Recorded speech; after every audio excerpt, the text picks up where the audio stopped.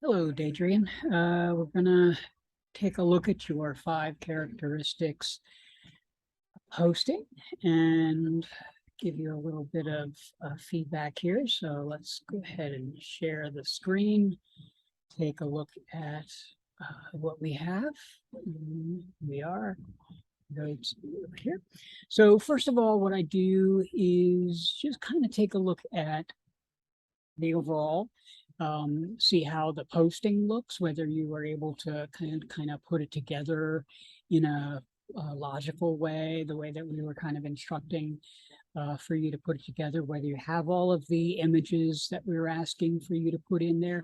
These things seem like it should be no problem, but sometimes sometimes it is a problem, whether you're able to finish it or not, those kinds of things. Looks like you have all of the categories in here, temperature, which is in color, and then you shift back to contrast, so on and so forth.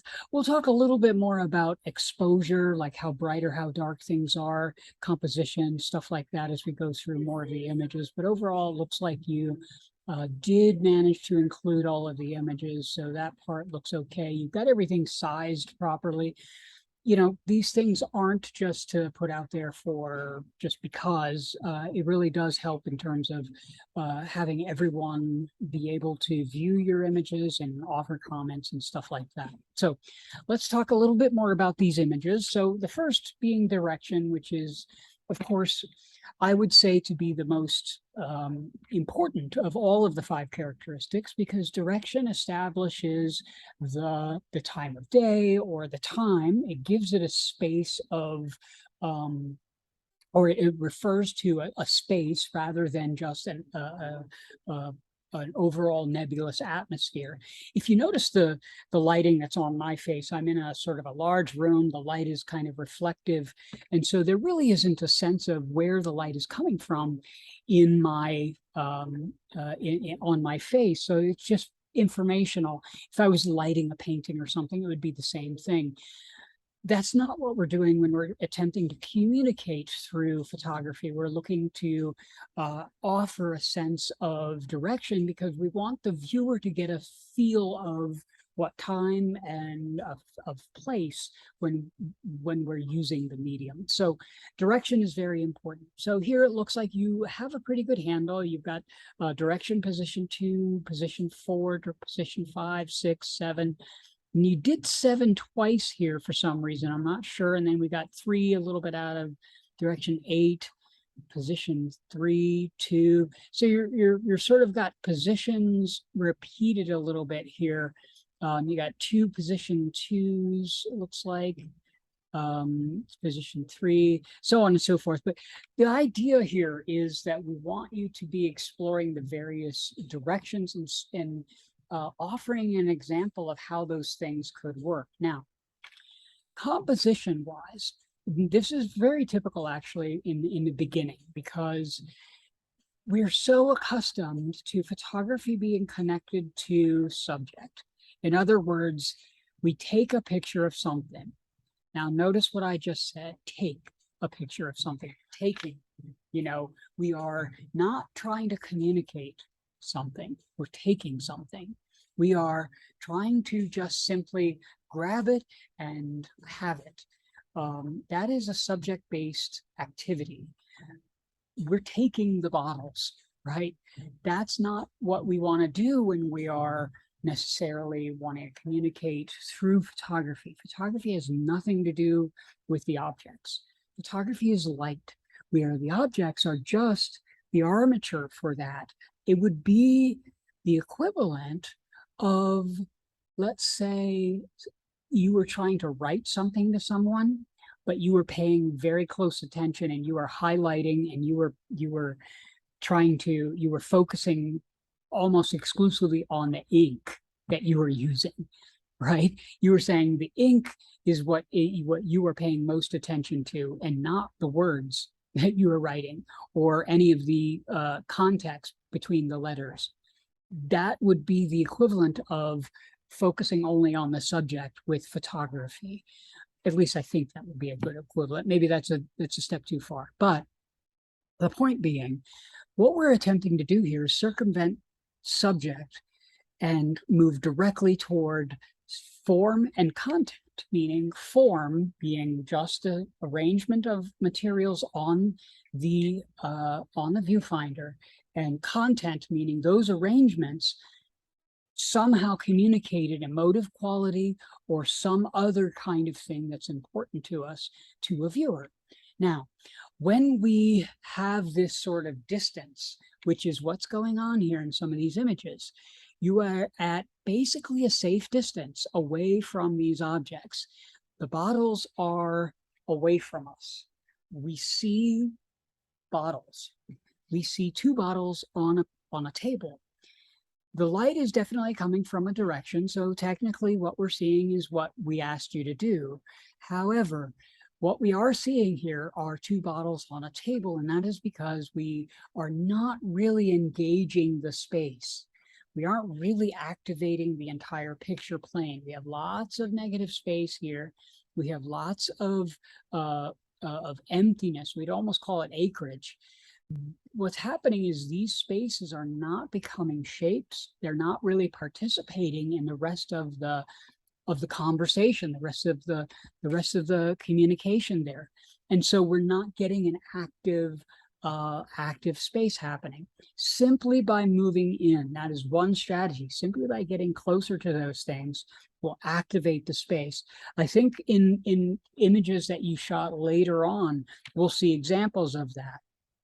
So that would be the first thing that I would suggest, would be get closer. That is the most immediate and straightforward way that you can right away get around this concept of subject. It's not the only strategy, getting closer, but it is certainly the most straightforward and simple way.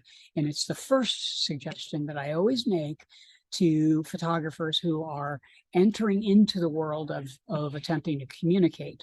It is, okay, so let's figure out what you can do to get beyond the recording of objects. Just get close. Just step in, get close. Don't worry if the thing is in focus totally or not. That will automatically get you into a world of shape rather than object. So that would be the first suggestion. The second is, with photography, we really have to pay attention to the entire frame. Unlike other medium, photography is a subject, a medium of subtraction. It is a medium where we start out with the entire world. We start out with everything. Whatever we see all around us is in front of us. Then we start to reduce it. So we say, I don't want this until we move it in. And we light things to be lighter or darker so that we see or don't see things. So we are constantly reducing what we see down to the bare minimum of what we want the viewer to experience. This is different than, say, drawing, painting, and a lot of other mediums where we're adding something. We have a blank sheet of paper, or we have a canvas where we're basically adding marks in order to then create what we're doing. So if we're seeing a still life and we're drawing it, we're actually seeing it with our eyes and then making marks in terms of what we're adding to the paper. Our eyes are doing the reducing, but our actual object is being added onto the paper. Photography, it's the eyes, and so the eyes are doing all the work. So the eyes are always reducing. What I'm getting at are subtle things and sometimes not so subtle things, like this light that's totally in the picture. Is it necessary? What happens to this image if you were, again, to come in on it and not have that light there? Suddenly it becomes more about the shapes that are happening here. What we have here right now is bones on a table with a light. That's not what we want to get at. What we want is, we want shapes and light and dark and texture and all of those kinds of things. So what we're doing here, what we've managed to do, is to record beautifully the scene that you were looking at. However, what you're not quite getting to here is the emotive quality that you are trying to express to us. See, there's the big difference. is the what you're seeing and observing versus what you are attempting to communicate to us. And that is the step that we must take if we want to really move into our own photography. What do you want to say about it? Not just what do you observe, but what do you want to say? I know we're not really talking about the content of the project. I just want to kind of get to the heart of what it is that photography is all about. Now, when it comes to intensity, of course, the addition of the second light adds a little bit more complexity to things. However, I do want to note here, you did go ahead and add this object. I think I probably came around and said, hey, move this object really close to the scene. And so there you have a bottle that's right up against the scene. But look what's happening now. We didn't really explore any further. We just got this bottle here, and the bottle just stayed there for all of the pictures that you took. And then this is here, this is here, this is here. These images are looking quite similar, very much the same. It really doesn't look like we explored composition very much within all of these. Not a whole lot of variation going on. The lighting didn't change very much. It's all kind of 1 to 3, maybe 1 to 4. You're not really exploring as much as you probably could. Take advantage of these of the time in the studio to really kind of experiment and explore around that table. We're not looking for one solution. This isn't a straight line that we're heading at. What I really want to encourage you to do is to get, all over the place and make a mess. Meaning, take lots of photographs. Don't be concerned about whether the photographs work or not at first. A lot of times you have to shoot your way through to get to the best imagery. That means make a lot of bad images till you get to the good ones. I do it, everybody does it. That's how photography works. You don't just make one mark when you're doing a drawing and say, that's it, I'm done. Usually you're making lots of marks, going over them, erasing or marking them out, and you're making lots of corrections. With photography, you can't take the picture and then untake the picture and then take the picture again. Our process is to take a picture and then make more pictures and then make more pictures, and we're constantly moving around and making subtle changes. But then when we present them, we don't want to show just repetition of the same images. We want to show the variety of exploration.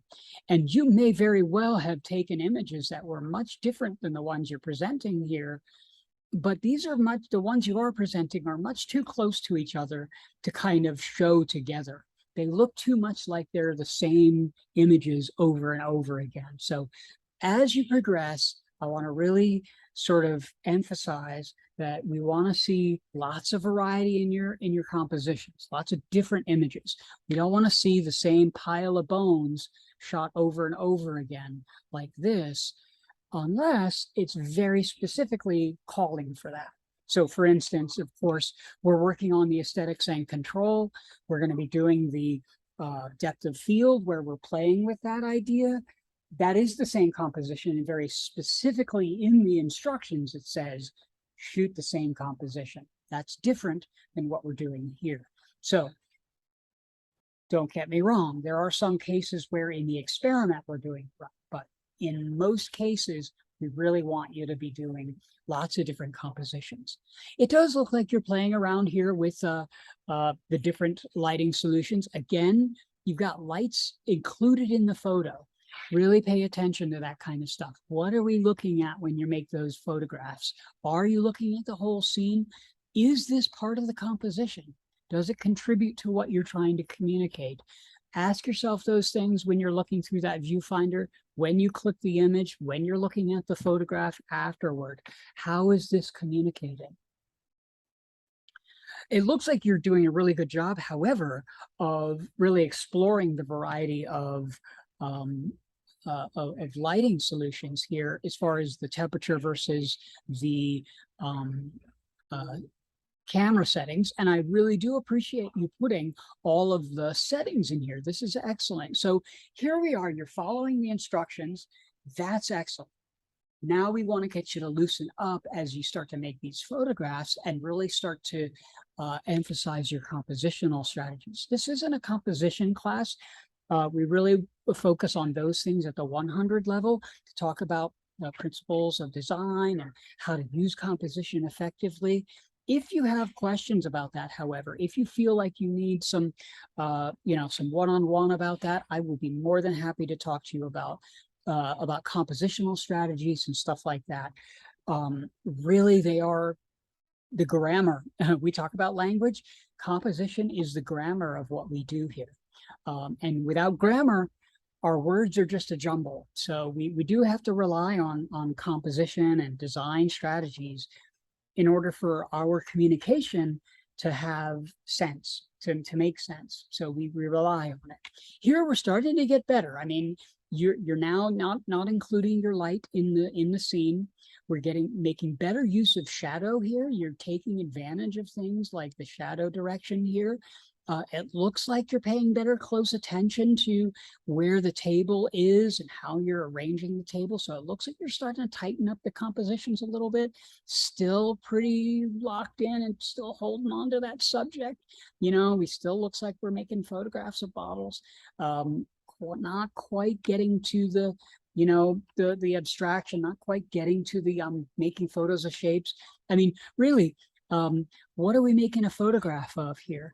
This area right in here where, hopefully you can see this, where the little cursor I have here, this where I'm circling right here or squaring off right here.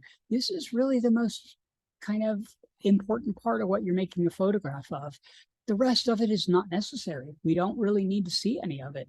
Right there is all we need to see there in that image. So just show us that.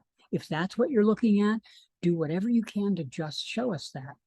It's like a sentence with too many words. If you have too many words in the sentence, your meaning gets lost. Otherwise, we're doing okay. I just need you to get closer, and I want you to really focus on exploring that composition. Hardness, that's where the shadows start to come in, and that's where we should start to see a variation of the shadows getting soft. Some of them will be hard because you're playing around with a variety of shades and tones here. So let's see what we have here. So again, it's the same composition that you're using here. I won't say again, but clearly from what I was talking about earlier, that's not what we want to get at. I'm not gonna, we're not gonna like be so hard on everybody, because you're probably not going to be the only one. Yours is one of the earlier ones I'm reviewing here. So as I go through all of these, yours probably isn't going to be the only postings where we see lots of repetitions. I see this happen, in years past, where the compositions are like the same photograph over and over again, that kind of thing. It's a common thing that happens. I'm not going to be overly critical on that with the grading and that kind of thing. However, you're probably going to want to make some corrections and that kind of thing to it so that your grade will improve. You're not going to get a terrible grade. Don't worry about that. I don't want you to freak out, but you will be able to improve your evaluation grade by maybe kind of revisiting some of the exercises and kind of exploring more of the compositional things, not just for the grade, but also just for the experience of getting in there and exploring the 5 characteristics from a new perspective. That said, we do it all the time anyway. I'm continually kind of revisiting these foundational exercises because, well, for one thing, they're very helpful, and they are in some way kind of like training. They're like, traditional exercises that an athlete would do in order to prepare for something more complex. So I appreciate you're all, following the instructions. You did a lot of the formal stuff just right. We just want you to get in there and pay a lot more, take a lot more time and attention to varying those compositions and exploring the dynamics of the picture frame, all of that kind of stuff more thoroughly. All right, well, we'll see more of your photographs in the studio, and we'll see you next time. All right, bye now.